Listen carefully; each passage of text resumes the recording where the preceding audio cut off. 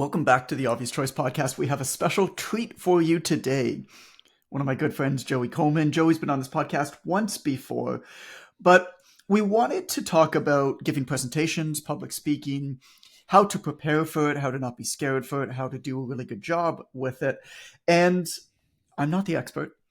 And so we decided to bring in an expert to share with you. Just for context, Joey has given 4,000 public talks before he was paid to give his first. He's also the author of Never Lose a Customer Again, Never Lose an Employee Again, both phenomenal books. Never Lose a Customer Again is one of the all-time best customer experience books, I think, ever written.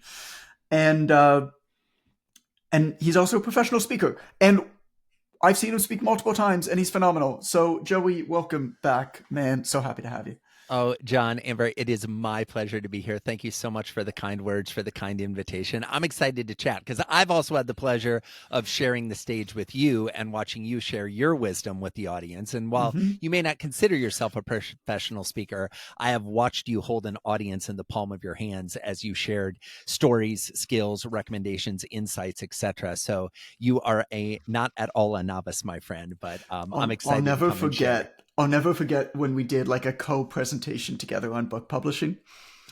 And I talked about self-publishing and the benefits of it and how to do it. And you talked about conventional publishing and the benefits to do it. And now we flipped.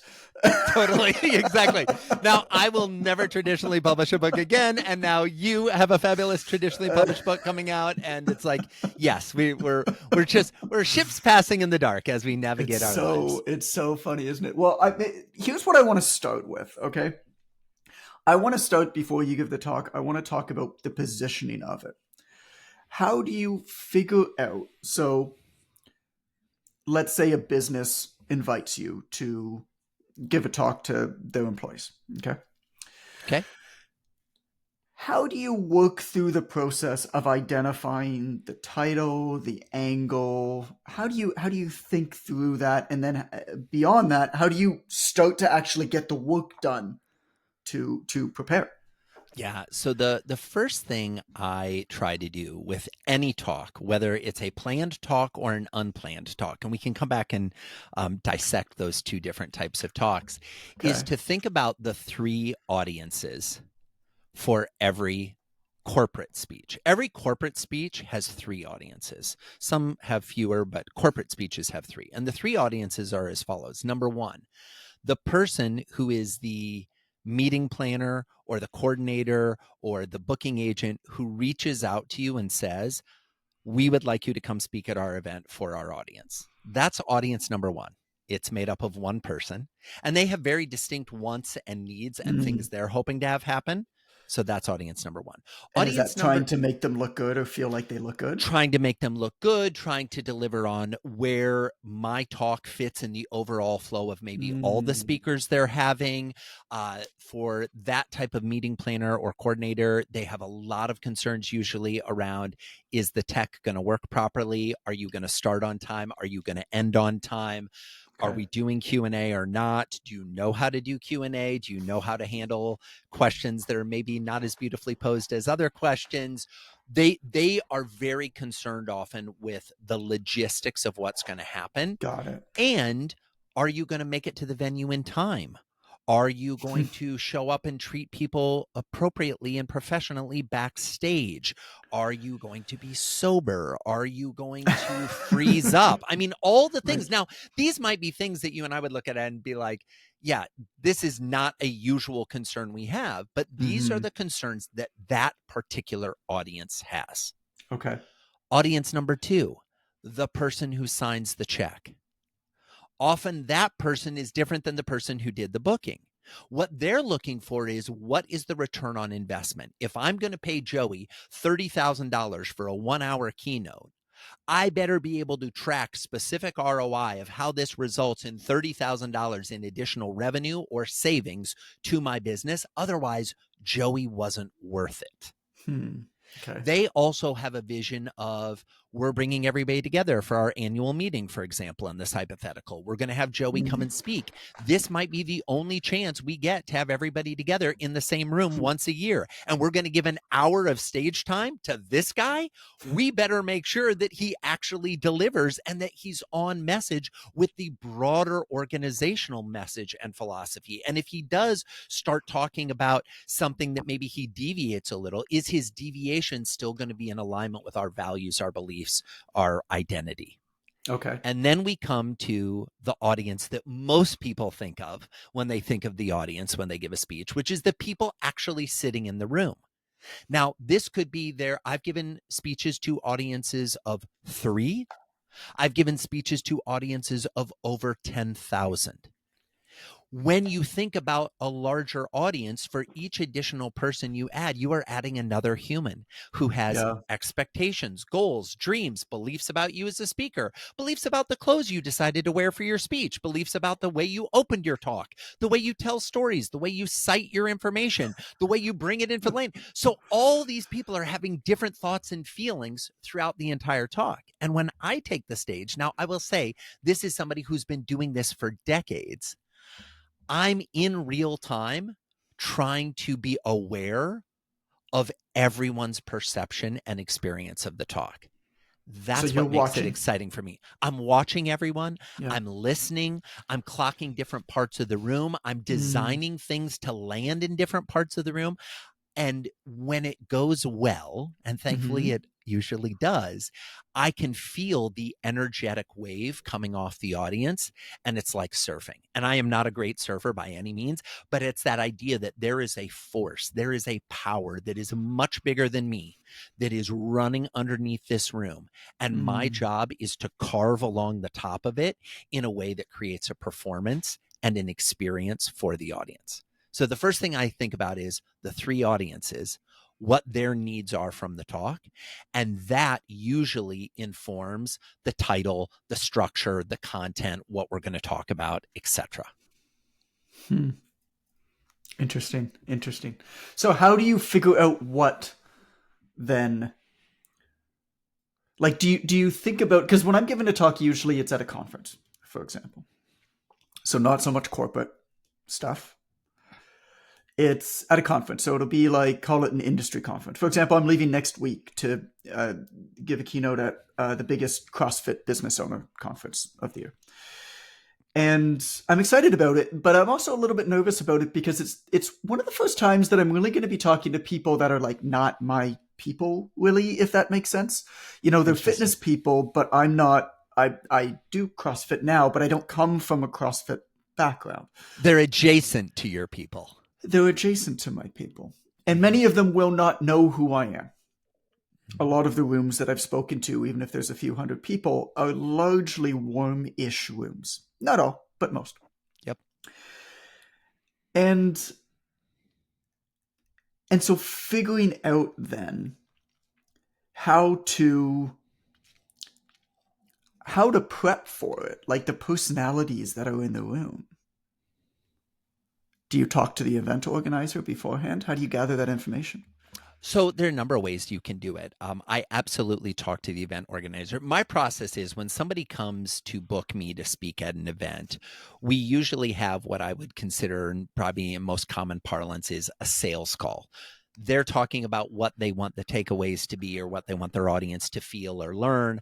I'm sharing Mm-hmm. the type of things I can help an audience feel or learn. We're trying to get a meeting of the minds about the general direction of the talk. 99 times out of 100, we're talking about the specific topic I'm going to talk about, what some of the key takeaways are going to be. Some of those are things that I'm bringing to the table of, oh, I can talk about how to never lose a customer again. And we'll outline this framework and these principles and tell these stories. Sometimes they're saying, hey, Joey, we have this very specific issue with Yeah. our customers. Can you tell some stories or offer some advice about that very specific thing? And I'm customizing it to them. But one of the things that I know to be true about every audience, whether it's the meeting planner, the person signing the check, or any of the people sitting in the room, regardless of whether it's a corporate event, a conference, the local Rotary Club, a meeting at your library, the PTA, whoever it is, they're all human. And that is the thing I think that many speakers forget. Mm-hmm. You can get north of 80% to a great talk by just remembering that you're speaking to humans. Right. And what do we know about humans? Well, number one, you are not being compared as a speaker to the other speakers they've seen.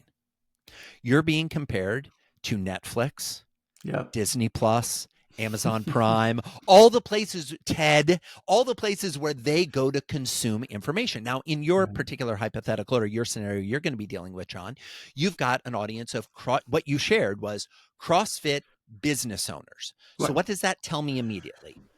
Over indexing on entrepreneurs, over indexing on people who believe that health is important, Mm-hmm. but are also running a business where part of their job is to convince people that health is important, right? And part of their job is to convince people to regularly commit to their health being Yes. important. Yeah. CrossFit also is infamously known for a very unique language, Yep. right? And if, like many different pods of communities, CrossFitters fit into this category. I often joke, how do you know if somebody's CrossFit or a vegan? Don't worry, they'll tell you. But Mm-hmm. the point of the story being that there is specific language you can use that will immediately create affinity. They will Yeah. immediately go, oh, John knows us. John is one of us. Mm-hmm. So one of the things I always think about when constructing my speeches is how can I, as quickly as possible, get the audience to feel like I know them? Now, I don't want to pretend to have a knowledge base or something that I Sure. don't have, but how can I show that I've done my homework? If I'm speaking to a group of lawyers, I'm not going to talk about how to keep your customers. I'm going to talk about how to keep your clients, because lawyers don't call them customers, they call them clients. If I'm speaking to a bunch of software folks, I'm going to say how to keep your users. And then I'm going to make a joke about the fact that, ironically enough, the only people that talk about serving their users are software executives and drug dealers. Weird. Right. And now there's a little playfulness and a little humor, and they're laughing a little and Right. I'm laughing, but it's letting them know, I see you, I know things you're dealing with. And then when we talk about being human, it's like, what do most humans want to do when they are going to sit in a room or sit on a screen and devote their precious time to watching something? I Mm. believe there are three types of speakers. There are speakers who make you think differently, speakers who make you feel differently, and speakers who make you act differently. And while I certainly want every audience I ever speak to think and feel differently after they've heard me talk, if they don't act differently, I haven't earned my fee. Hmm. Okay. So my talks are very much constructed to how am I going to make them think throughout this talk? How am I going to make them feel throughout this talk? But most importantly, how am I going to make them act?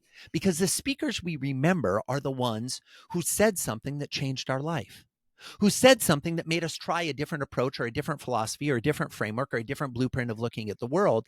And we remember, I learned that here. Yeah. I learned that from Joey, from John, from Amber, whoever it was that was speaking. Hmm. It's so fascinating because you hear so much about the importance of making people feel something when you're giving a talk, when you're having a conversation with them. I always like when I'm giving talks to just like pull up a chair. It's like, yo, let's just talk. Like you and me need to talk about a few things here. There might be 500. I think there's going to be 700 in the room next week, or the last one that I did was 175, 200 or something. And I just pulled up a chair from the audience and sat on it. And I got up within a few minutes, but I really wanted that feel to be like, okay, you've had people speaking at you this entire time. Let's just take it down a step. Let's all catch our breath. Let's have a conversation about what's going on here. And then begin to expand it out. But I've never really thought about it in terms of you want people to act differently. I'd love to know how you mesh storytelling, which I know you're obsessed with, into frameworks like tactical, here's what you do. How do you make that transition between the two of them? How do you figure out what stories to tell? I think one of the things I think about when sharing stories is there are stories that have an impact in what you learn, There are stories that have an impact in what you feel. And then there are stories that kind of combine both of those things that leave you going, wait, this might be possible for me. I might be Yeah. able to do the thing that just happened. If you go out in front of and see we're coming real close to the extent of my knowledge of CrossFit. We're hitting there. So I threw a couple things out that showed I had Let's some hear it. understanding, but we're right on the edge, Let's right? hear it. So if you come out and you start telling someone about the fact that in their business, in their CrossFit business, they have varied workouts every day. When you Mm-hmm. come, you have the workout of the day. I think it's pronounced WOD, right? Am I WOD. saying it right? WOD. See, WOD. there's an example. When you learn a word by reading it instead of a word by Oh my saying it or God. doing it, it's different, right? This is our mutual friend Ryan Holiday, my favorite thing. And he said so many beautiful things, but he's like, never make fun of somebody who pronounces a word wrong because it Yeah. means they read it before they heard it, right? So a WOD. Right. So we come in, which is fascinating because it's WOD, but it's spelled with an O, not a D. Weird. It should be Funny. It should be WOD. WOD, right? It WOD. should be WOD, but we'll leave that to the linguist to deconstruct. Got it. So we know that there is a WOD, and we know that the WOD changes every day. Mm-hmm. The problem many CrossFit owners have is they're approaching their business like a WOD. Right. They're thinking, well, what should I do differently today? Instead of recognizing that underneath the running of your business needs to be some consistent systems and processes that never deviate. You can have what is the thing we're working on today, this week, this quarter, etc. But you better have a foundational framework that is solid, that is the same for every single customer that comes in, everybody who works out in your gym, everybody who gives it a try, everybody who's been a long-term veteran. There better be some level of consistency. Why? Because we know humans desire consistency. Mm. So now you're talking to the audience about something that you know to be fundamentally true about humans. You've pitched it into their world to make Yeah. it seem relevant to them. And what is probably would happen in that scenario, I could envision an audience member going, wow, I never really thought of it that way. But Yeah. everything you just told me is something I know. You just pieced it together in a way that I hadn't done before. And once I've seen it, I can't unsee it. Now, every day when I go to the chalkboard or the dry erase board and I write WOD and I start to write it out, I will remember Joey saying, that's fine, that's great, but what's the foundation underneath that? The foundation is the chalkboard. The foundation is the dry erase board where it's being written on every day. That doesn't change. That's the same every day. So you can have variance with consistency to create a remarkable experience. So what I tried to do there is kind of deconstruct how I think about how might you tell a story, how might you fashion an example in a way that cuts right through, makes them feel a certain thing, learn a certain thing. And now the question becomes, okay, now that you're thinking differently about your WOD, now that you're feeling differently about the art of writing on the wall, what is the tactical thing I can do to make you take action? Well, I would say the tactical thing I would do is say, so your homework assignment is to figure out what are the 5 or 6 dry erase boards or chalkboards in your business that are consistently the same every day. Now, that's an analogy, folks. I'm not saying you need 5 or 6 dry erase boards, right? So we have a little humor that makes the people in the room who already got it go, oh my gosh, yeah, you're right, Joey. Some of these people in this room are idiots. And for the people who didn't get the analogy, they're like, oh, geez, I was thinking I need to buy some new dry erase boards. No, okay, he's talking about something different. I'm bought back in. And so again, I'm playing to the different audiences and I'm seeing who's tracking and who's not. And I say, Right. no, but what are the things that are consistent? Is your messaging consistent? Is your experience consistent? Is it always hot when I come into your gym? Is it always cold when I come into your gym? Am I always greeted by somebody that says, hey, good to see you again? Or is it haphazard and sometimes I don't get acknowledged? Are the bathrooms always stocked? Or sometime I'm in the bathroom going, why are there not the supplies I need to be able to do what I need to do while I'm in here? What are the things that are consistently delivering the experience that is the baseline for your entire operation? And now they've got something that even by me just throwing out those examples, see what they're doing? They're going, well, geez, who is responsible to make sure we have toilet paper? Is that on a checklist? Is that done every day? You know, we've never talked with the team and our trainers inside about like, what is the verbiage we use to greet people? You know, how do we actually address the people we work with? We have verbiage for all the workouts. Do we have verbiage for how we say hello and how we say goodbye? And maybe we do, maybe we don't. Maybe you decide that's where we're going to have some variance. But the thing Mhm. that's not going to vary is that it happens every time. That no one steps into this gym and walks more than 6 feet before they are not acknowledged with eye contact by Right. a member of our team.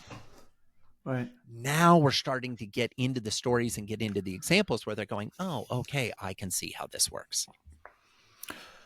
Here's the first thing that comes to mind as you talk about that. I love that you were able to just on the fly pull an example that I'm going to steal from you and not give you credit for next week. Please do. That's perfect. That's the only reason I do these things.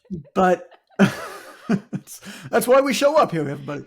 But here's what jumped out at me about that is I feel, Amber, you're better at feelings than I am, so you can tell me whether you feel the same way.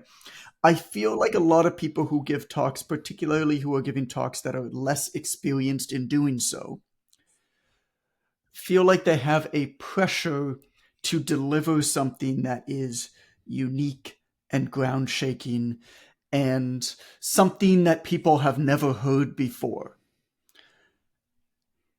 And what I heard from you, Joey, is that everybody already knows most of what they need to do. Your job is to piece it together in a way that is applicable to them, memorable, and gives them permission and a simple method to do something about it. Yes. And don't give them 85 things. Hmm. That's the other huge mistake that first-time speakers and novices make. They're like, oh my gosh, I've been asked to speak at this conference. I have an hour. How do I impart my 20 years in the industry into this hour-long talk? Yes. And what do? They should just bring a fire hose up on stage and hose everyone down, Hmm. because that's what it feels like to be in the audience. You feel like you're being assaulted by the information. And what happens is when the volume and the cadence picks up and they're talking faster and they're going through more things, and let me read this slide to you and then show you this slide, you get to the point where you're like, I can't handle this. I'm going to zone out. Yeah.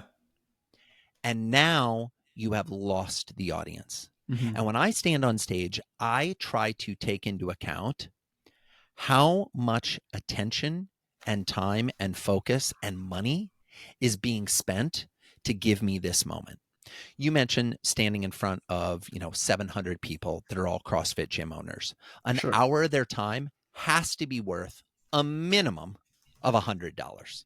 We got to imagine that if they had an hour focused on their business, that it would generate a minimum of $100. In a corporate scenario, you can imagine everybody's effective hourly rate, right? Sure. When you come It's a to it huge with amount that, of money. it's When a you think about it huge that way, amount of money. it's Oh a my God. The amount of money huge they're amount of paying money. me compared to the amount of money they're paying the people to sit in the room and listen to me pales in Huge comparison. amounts of money. Yeah. Huge amounts of money. The problem is, to your point, the psychology in the speaker's mind becomes, well, I've got to tell them everything I know. I've got to tell them something totally Right. novel. I've got to entertain them. I've got to show them, No, you've just got to make the time they spend with you valuable. Hmm. That's it. And that value could be a single thing you said, a single story you shared, a single framework you presented, but it doesn't need to be all the things. And having done this for, professionally for 20 years and, non-professionally before that for decades before, I'm always trying to think about, having, again, done it for a long time. I would not say that you have to do this at the beginning, but I'm thinking about, am I giving different things for people to latch onto? Some Mm-hmm. people want to latch onto a 3-step framework.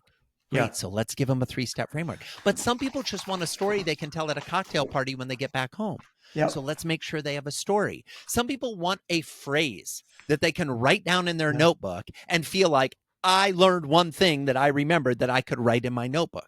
Okay, I'm trying to drop little seeds for whatever mode of learning, whatever mode of processing information, whatever mode of growth and development occurs in your brain, that I'm giving you the fuel to be able to do that.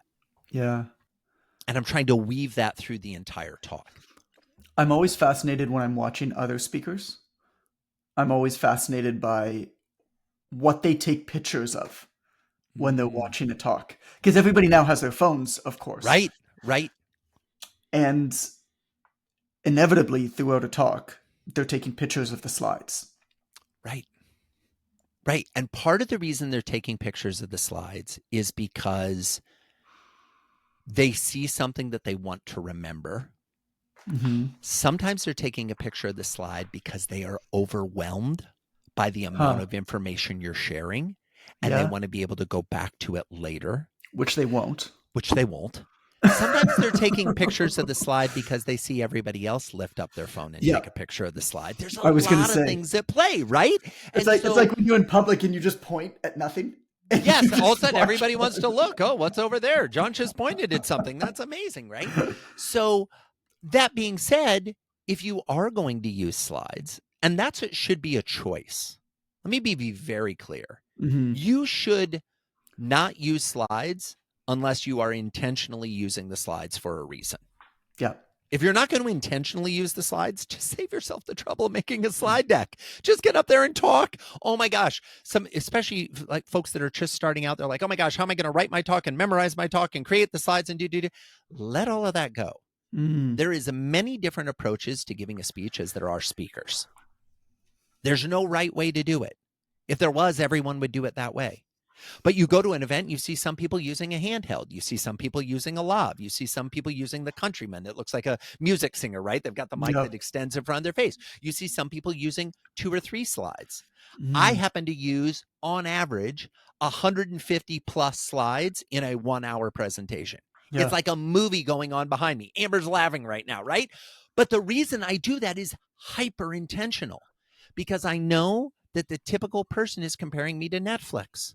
Yeah. They want to see camera changes. They want to see different angles. They want to Yeah. see different pictures. And you're not And if necessarily referring to the slide even. I mean, no, sometimes not it's at all. just an Sometimes I'm image clicking that's through and it's like, hey, if you're tired of looking at me and listening to me, at least there's a picture of a baby up there with a tattoo of your company logo on it. Next slide. And I'm clicking through things and they're like, yeah. what is actually going on?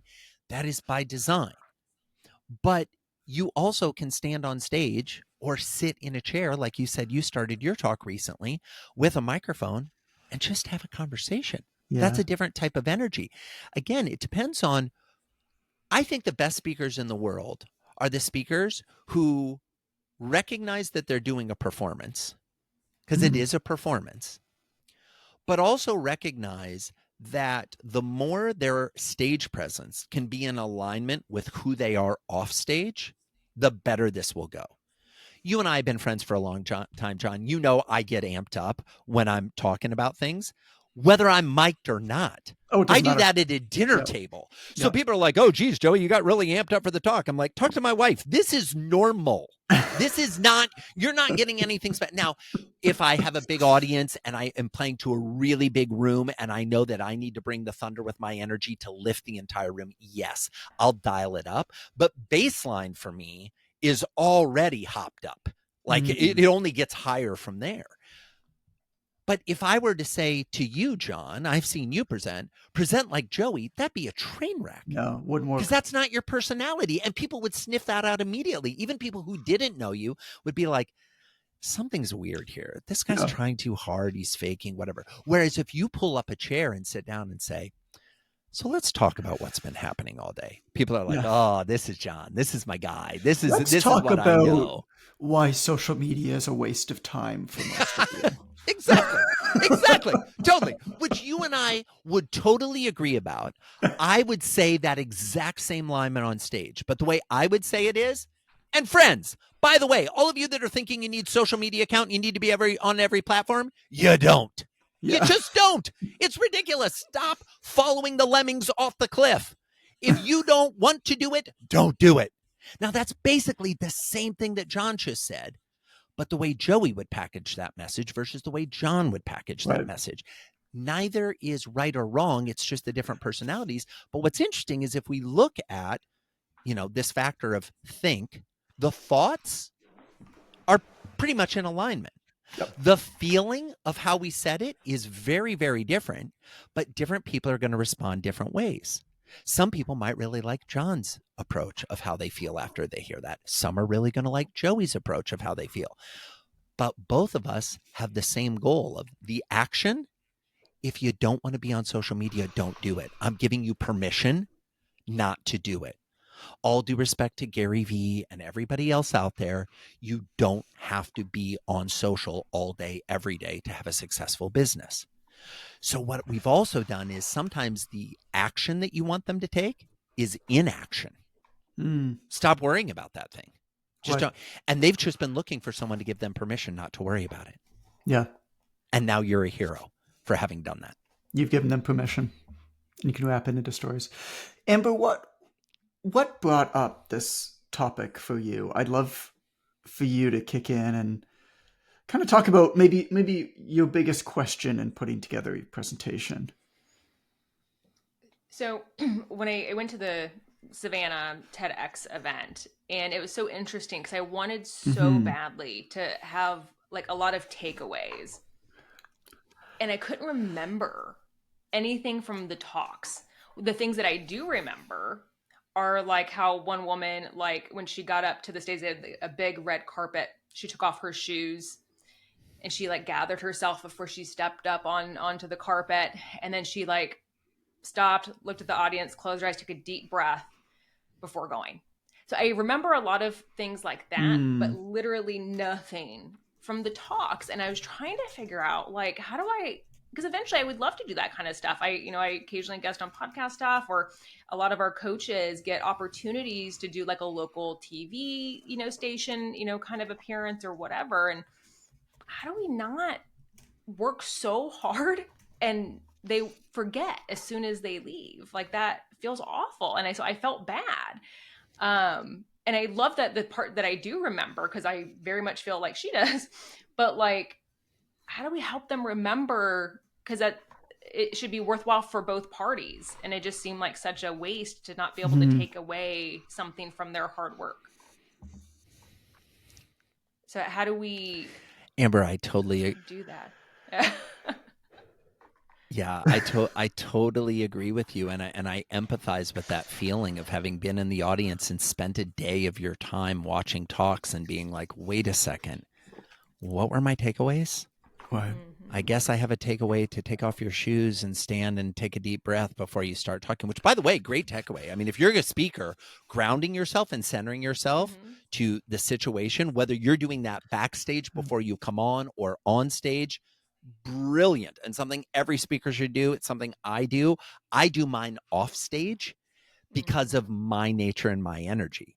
When I come on stage, I want it to be like, oh, the second his foot hits the stage, buckle Mm-hmm. up, folks, you're in for a ride. But it sounds like the woman who did this, that's not her energy. So don't try to be Joey, be Yeah. you. Do your version of you. Mm-hmm. But I think one of the things, especially for folks that have maybe been just gifted the opportunity of, hey, we'd like you to come on our TV. In TV and radio are totally different than live. Let me tell you the thing about TV and radio that everybody should know. You're not going to get as much time as you want. They're not going to be prepared for you. They're not going to have read your book or listened or read the notes. And that's not a criticism of people that work in that field. It's just the nature of the beast. Sure. You are responsible for making your time on screen valuable or on the airwaves valuable. And the best thing you can do is come up with 2 or 3 phrases that you are going to repeat as many times as you can during that interview. Yeah. That's really all you need to do. If you're going to be on TV, what's the one thing you're going to say at least 5 times during your 1-minute spot? And some people are like, Joey, that sounds ridiculous. I'm like, I'm not saying just repeat the same sentence 5 times. I'm saying say it 5 different ways, but the same general thought. John knows from my work, and John was very kind to say nice things about my first book, Never Lose a Customer Again, which, by the way, John is a case study in the book of how to create remarkable customer experiences, right?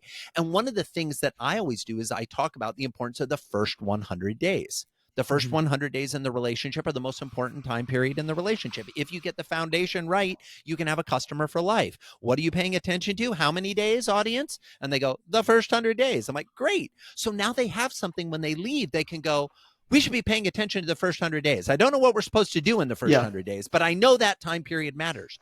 Great. If that time period matters, they're going to go back to their notes. They're going to Google me and find another talk. They're going to buy the book. They're going to call me to give a speech or consult. I got my thing across. So Yeah. I'm going to hammer the first 100 days and laying the foundation. And what is it? It's the first 100 days, not the first 10 days, the first 20 days, the first 100 days. Ooh, why 100? Well, it's long enough for you to have to seriously commit to, but not so long that I'm asking you to sprint forever. And now they're like, oh, that is doable. It's a bit of a stretch goal. It's more than I'm doing right now, but I bet I could do anything for 100 days. And now they're starting to say my number in their head, which is my goal, because now you have a takeaway. I love the idea of just searching for those sticky lines, for those sticky phrases that I guess I wonder whether they come naturally to you. Like when you came out with that first 100 days, did you immediately know you're like, yo, this is it? Or was that the result of testing and talking about the same idea so many different ways and having people coming back to you with that one as being the thing? Sometimes you catch lightning in the bottle where you say it and you're like, ooh, that's a good one. That's going to stick. Or the audience goes, oh, or you see everybody whip out their phone to take the picture of the slide where you wrote the quote, or you see everybody grab all of a sudden their heads disappear because they're writing in their notebook. They're writing it down, yeah. I record every speech I give, and when something like that happens, I'll make a note mentally. Ooh, I said something at about the 8-minute mark. I need to go back to the recording and see how I phrased it this time, because I don't memorize my speeches. I have a specific content framework, and I have a specific plan on what I'm going to say, but the words aren't exactly the same every time. I'm constantly playing with it. And then when I get the words to pair up in a way that the audience goes, oh yeah. Can I tell you what I struggle with? Then I lock in and go with that. Yeah, please. Can I tell you what can I interrupt you and tell you what I struggle with? Okay, so I'm a writer first. Yeah. And I take tremendous pride in my writing. As you should. You're a fantastic writer. And thank you. And I beat myself into the ground. Like, it's painful. Like, it is not a fun experience. It is the hardest thing that I do because I put so much ungodly pressure on myself to say things in a way that is succinct, memorable, helpful, all of those things. And by the time a book is ready for publication, I consider it maybe not perfect. Perfect isn't the right word. As damn good as I can do this, as I can say this. You have refined it and you have wordsmithed it and you have polished it to be the best expression of yourself at this time in your life with what you know and what you've experienced. So I know that I've produced that. And I'm talking about these same topics or telling these same stories now in talks. And I know by definition, I'm not going to be able to say them as well as I've written them. And that frustrates the hell out of me. Understandably so. Can I offer some suggestions of how you might navigate around that? I would love that. Please help. A couple of things. I'd be willing to bet that if I took any chapter of any of your books and I said, what is the one sentence in this chapter that's your favorite? I hate to make you pick favorites, but if you had to, John, what would you pick? You could probably pick a favorite sentence. Sure. Make sure I say that sentence. Make that sentence a slide in your talk with the words written out. Quote yourself. That's okay. And then say it and read it to them, but also let them see it. The difference between a speaker and someone who consumes content through books is that they read the content. Yeah. This is why so many people, when they're like, oh, I love this author, I'm going to go see him speak. And they're like, I didn't really like the speech. That's because it's an author, not a speaker. Right. I'm a speaker first, author second. So I work everything out that I'm going to say in the book verbally before I ever put the words. Then I wordsmith within it. And sometimes in doing that, I go, ooh, that's a better way to say it. I should say that in the talks going forward. But most of my writes and rewrites and drafts and edits occur in front of a live audience. What's cool about my approach compared to the writing approach is I get immediate feedback. Yeah. You write your article and then you send it out and we're not exactly sure which part they resonated with. Maybe if we see some Kindle highlights, we can get a feel for what did they think were the best sentences in this book. I get real-time feedback from my audience and I'm like, ooh, that was kind of fun. And sometimes I'll play with it. Sometimes the audience will be like, ooh, and I'll be like, did you like that one? I want to write that one down myself. Yeah. And I'll make fun of the fact that it just, and then what do? They pick up their pens and papers. They're like, whoa, he's writing it down. I better write it down too. And now we are getting into the entertainment part of presenting. See, I think every speech has two key components. It has an educational component and an entertainment component. If I'm not going to learn something and I'm not going to be entertained, why am I here? I could have stayed home. Right. And especially when we're in person. If there's one thing that I learned from COVID is the bar has raised, and frankly, it needed to raise, for what should be expected on stage. Huh. Because Okay. pre-COVID, it was like, oh, we're having an annual meeting, send everybody, as long as we get 6 or 7 keynote speakers, we'll be fine. Now it's like Right. people are doing the math going, wait a minute, we're spending how much to have these people in the room? This damn well better be worth it.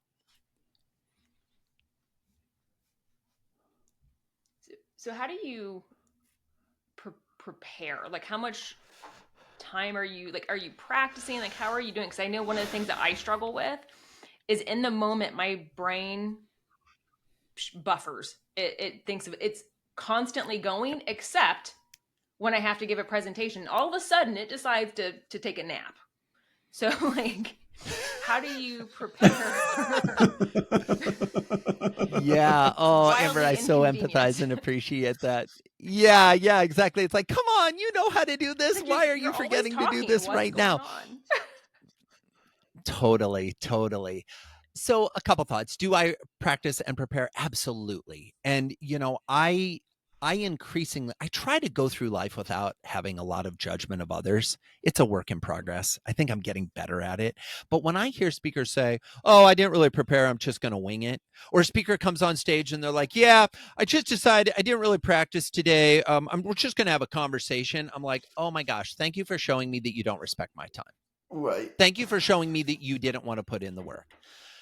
Years ago, when I was in law school, I had a professor who I loved, Ralph Steinhardt. He's an international law professor at George Washington University, and he was phenomenal. And one day I was talking to him and I was like, Professor, can you give me some insight? I was like, you are so good in class. Like, I love coming to your lectures. I learned so much.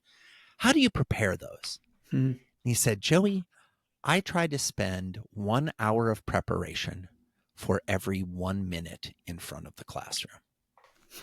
And I was like, oh my God, that's a lot. Now, let's be clear, because he's teaching a topic and he's taught it for years, those hours compound, right? Sure. And you may not have 60 hours to prepare your 1 hour keynote. But what if you did? What if before you accepted that 1 hour keynote slot, you said, do I have 60 hours to prepare for it? Because what people normally do is they accept the 1 hour keynote and then they say, oh, that keynote's coming up in 3 weeks. I better be thinking about that. Oh, that keynote's coming up in 2 weeks. I got to put some time in the calendar to work on that. Oh, the keynote's tomorrow. I better sit up in my hotel room and decide what I'm going to say tomorrow. And guess what? Everyone in the audience knows you wrote it that night. That sounds like, that sounds like stand-up comedy where Totally. they spend an entire year preparing for a 45-minute or 60-minute special. And then they write it clean, and then they spend an entire year. And they might do 150 clubs where they're testing the material every second, every breath they take, every pause, the cadence of their speech, when they go like this, when they go like that, when they take a sip of water, when they look at the audience, when they do an aside, when they break the fourth wall. Comedians are probably the best parallel example for speakers in a business context if you're looking for something to model. But then look at, to your point, John, how much work they put in. And guess what? They do a lot of reps in clubs where the joke falls flat. Yep. Here's the thing. I'd love to, Amber, you say, well, how do you prepare? I think about the speech. I create slides. I deliver the speech. I deliver the speech myself onto camera. And I film and then I watch it. I deliver the speech to an audience that's a tester audience, right? My wife has heard all of my speeches. My kids have heard my speeches, right? I bring people in. And let me tell you, I've got an 8-year-old and a 10-year-old. If I'm doing a business speech with an 8-year-old and a 10-year-old and I've got them sitting in the living room and I've got my slides up on the TV, I'm going to know right quick where the boring parts of my speech are. Because they're going to get up and deuces. They'll peace out of the room. They want nothing to do with this, right? Yeah. Or they're going to start, blah, blah, blah. And so do the reps, do the work. Because what I know to be true is then, and with some of my private speaking coaching clients, what I know to be true is once you've done the work, yes, you are anxious, but you're not scared. Yeah. You're nervous, but you're not fearful. There's a distinction in those feelings of, I want you to feel butterflies in your stomach. Years ago, a veteran speaker told me, the secret, Joey, isn't to eliminate the butterflies. The secret is to get them to fly in formation at your command. And I'm like, ooh, I like that. I'm taking that idea and I'm adopting it. So now when I'm getting ready for a speech and I'm like, oh, really nervous, there's a lot on the line here. They're paying me a lot of money. This is a big client, whatever story is going on in my head about Right. this speech. Right. I say, whoa, wait a second, lock it down. You've done the work. Yeah. You've prepared. You know what you're going to say. And for me, what happens is when my foot hits the stage, everything locks in. Yeah. I can be backstage like, oh, how's this going to go? And let that energy out. And, I'm moving around like this backstage. And sometimes, AV crews get it because they've seen it all backstage. But sometimes I will even say to a meeting planner, hey, you're going to see me jumping around backstage. It's a preview of me jumping around on stage. Don't worry about it. It's going to sort itself out beautifully for you. Right. But then there are other speakers. I would imagine, John, I haven't seen you backstage. I'd imagine John's very zen.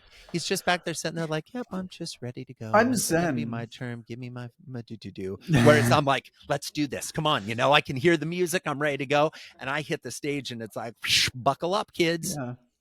I'm zen, but there's butterflies for sure. Like I'm nervous. Like I can feel it in my belly. But when people do ask me, they're like, oh, how are you not nervous to speak, to be on stage? I always respond just by telling them, I'm like, because I only talk about stuff I know about. And I think what so often happens is you get accepted to give a talk and you're very excited and you want to impress everybody.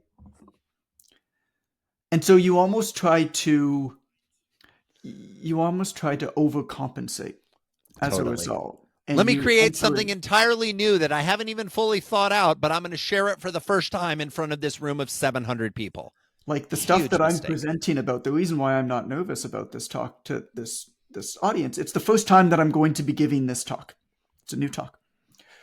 And I haven't given a new talk in a long time. Right? I'll iterate on talks for different events for sure, but I haven't given a new talk in a long time. But the reason that I'm not nervous about it is because, Amber knows this, we basically workshopped every word of the book live on this podcast. Amber and Ren have listened to me talk about every word in this book for over 100 hours. And many of the sections and chapters, multiple episodes. So, I do a first draft, we talk about it, whatever, and back and forth. So that was me workshopping the ideas. And then I've spent another, God, I don't want to think about how many hours thinking about it and writing it and thinking about these stories and researching the stories. And in some cases, speaking to people associated with the stories to the point where I don't know whether it's going to be the exact words that are in the book. I certainly have pulled out those phrases, I was happy when you said that because that's exactly what I did. Awesome. Those key phrases. So I know that I'll hit those, but our friend Clay Bear, mutual friend Clay Bear, talks about them as portable stories. Says, pull out the portable stories, right? Those phrases, whatever. And, but this stuff is material that I know so deeply that I'm going to be nervous before I get up there because I think it's impossible not to. But I'm not nervous at all in my knowledge of the material and my ability to communicate these foundational truths. Really, it's just one foundational principle that I think is the secret to simplifying, getting customers, hiring, and generating referrals. One fundamental principle. I love it. And what you've done, now here's where it is unique. I want to pull back to something you said at the beginning when you're like, oh, lots of times people think, well, I've got to say something novel and unique. That's what's novel. Your distillation process, your synthesis process. I'd be willing to bet that when you say it's this one thing, that the majority of the people in the room will have heard that one thing at some point in their life. Yeah. They just haven't heard it in this context. They haven't thought of its applicability across all the pieces. And so your gift is distillation and synthesis. I agree with you wholeheartedly that you've also done the work. That's the thing. Yeah. If there was But one not done the piece of work. it, But the reason that I brought that up, sorry to interrupt you. The reason that I brought that up is that I've done the work, but not done the work in terms of presented it over and right, over and over but you again. did Right? the work on the content. You Yes. did the work on Yes. the content. So in your brain, you know what you want to say. Yeah. The main reason I think new speakers especially freeze up is that they haven't done the work. They haven't said, these are the 3 points I'm going to make in my talk today. Right. These are the 5 points. These are the 2 stories I'm going to tell. And what happens is they get up on stage and the human body starts to respond. The body responds to if they've got a joke at the beginning and no one laughs. Now they're like, oh, I better start second guessing everything I was going to say. Or somebody moves in a certain way and it reminds them of a story and they deviate from their outline and they go tell that story. And it's like, no, that wasn't part of the planning. That wasn't prepared. That wasn't rehearsed. Do not deviate. Bring it back. What are you going to do? The best speakers in the world have thought through what they're going to say and have thought about how they're going to say it, and then they get up on stage and say it. And I will tell you something that I was very guilty of in the first 2/3 of my career to date was I thought that every speech had to be entirely new. It had to be all new stories, all new song. And a mutual friend of ours, Derek, which is impossible and foolish, but it's also understandable because I was like, well, they're paying me money and like it should be amazing. And what if someone already saw a speech on YouTube where I told a similar story? They can never hear that story again. I've only got to share new stories that no one in the, I mean, there was a time, even in the Mastermind Talks community that John and I know each other from, where if I was giving a speech there, I would go back and look at the stories I'd told in previous speeches and be like, I can't tell that same story again, because even though the audience was changing, it was a different time of people's life, the monkey mind was saying, change it all up. And then a good mutual friend of ours, Derek Coleman, said to me one time, he's like, Joey, if I go see U2, I don't want a concert of new songs. Yeah. I want to hear the greatest hits. Yep. I want to hear the ones I can sing along to, and I want to have that experience. And I thought, you know what? That's fair. Now what I do is the core, the foundation is the same in every talk. But the stories I layer on, the way I tell the stories, the words I use, that is different. I've never given the same speech twice. I never will. But it doesn't mean I'm starting from scratch with every speech. That's, to me, the distinction. And so as folks are getting ready to give their first speech or their second speech, or you give a speech before and somebody liked it and they've asked you to come back, don't be afraid to give the same speech again. Just continue to work it, continue to hone it. Jerry Seinfeld, taking it to a comedian example, Jerry's got some jokes that he has told for 30 years, the same joke. And he continues to tell the same joke. Why? Because he's honed it beautifully and he knows it works and he tells it and the whole room laughs. And that's okay, because that's what we expect when we go to see Jerry Seinfeld do stand-up. I went to see Dave Chappelle do stand-up like 2 weeks ago. Very intimate, very, very private kind of event, because he's working on material for his next special. So he just did a special, right? And he just recorded a special. And this was very early on in his process. And he purposefully came to Canada because he didn't want the media attention. Interesting. And so it was very, very early on. And he wants a really tight, like, nightclub vibe, because that's where he gets the feedback. So anyway, so we were at it. And to your point, he bombed like multiple times. Now, I mean, when he bombs, like... people are still laughing when Dave Chappelle bombs, but we also know he's bombing, right? We also know he's bombing. And he's clearly not hitting. But the reason that I was reminded of it is because he was actually going back to recall on some of his best jokes from previous specials, and he was playing off of them and bringing them to a new level for the new one. He was revisiting them and just going to... I mean, comedy, when you're working on your stuff, I would think it's with public speaking too, if you were to study it, is going to such extremes and crossing the line so far, and then working your way back to find out where the optimal point is, right? And that's what he was doing. He was so far over the line on purpose, because there's no way to figure out where the line is unless you do that. John, exactly. Exactly. And the more you give speeches, the more you stand in front of the audiences, the more you get comfortable knowing where the boundaries are. And if you want to make it a career, if you want to make a profession, I think the responsibility is to constantly be pushing the boundaries, to constantly be seeing, can I tell that story bigger? Can I tell that story smaller? Can I tell that story with more energy? Could I tell that story with no energy? And because of the words I use, imbue the story with words of energy as opposed to actions of energy. And so those are things that I think you get in and you can have all kinds of fun with. But in the beginning, since I know a lot of the folks are like, oh, Joey, well, I haven't even given one speech. Right. In the beginning, know your stuff, know your audience, and do your best to provide value. If you do those three things, you will be a success. You will be a success as a speaker if you know your information inside and out, you know what you want to say, you know who you're talking to so that the information is relevant to them and useful to them and actionable to them.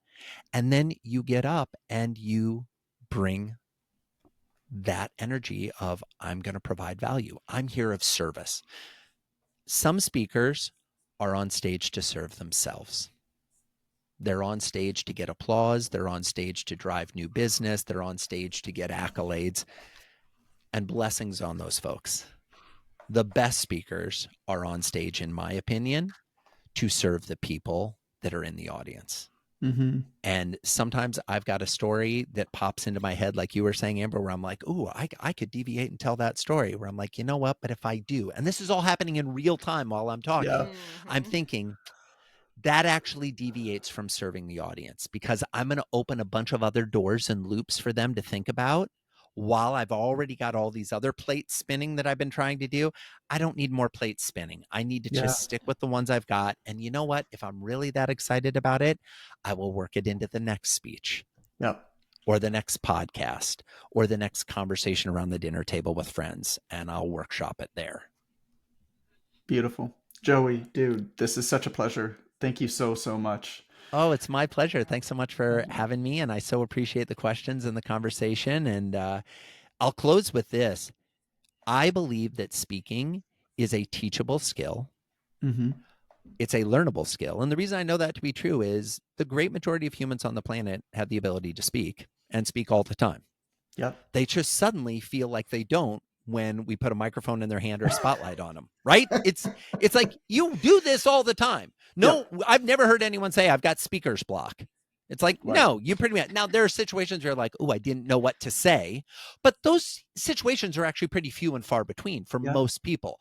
Whether you say them or not, or whether you just think what you would have liked to say, fine, that's a distinction.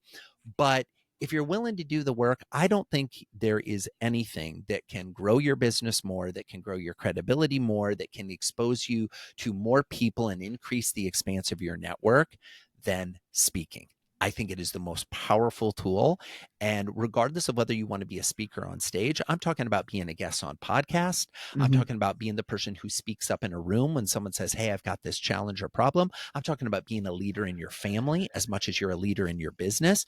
There are huge opportunities to study the craft of speaking and learn how to be a better speaker. And I promise you, the juice is well worth the squeeze. The rewards are so incredible and so fun. I'm there with you. I'm there with you. It might seem like it's not scalable sometimes, but it's the really special stuff that matters, the human connections. The best connections that I've made, the best business connections that I've made have always been associated in some way with speaking. Either my speaking, podcasting, or hosting other people to speak at events that I put on.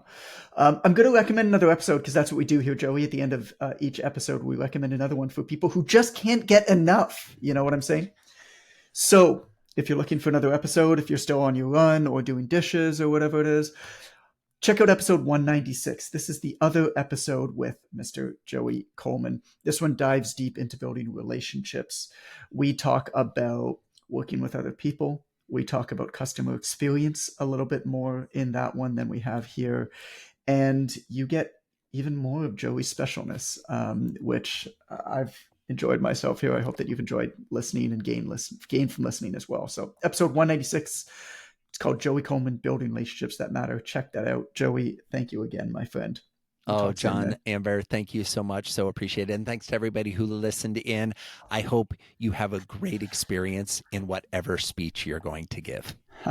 Beautiful. Thank you.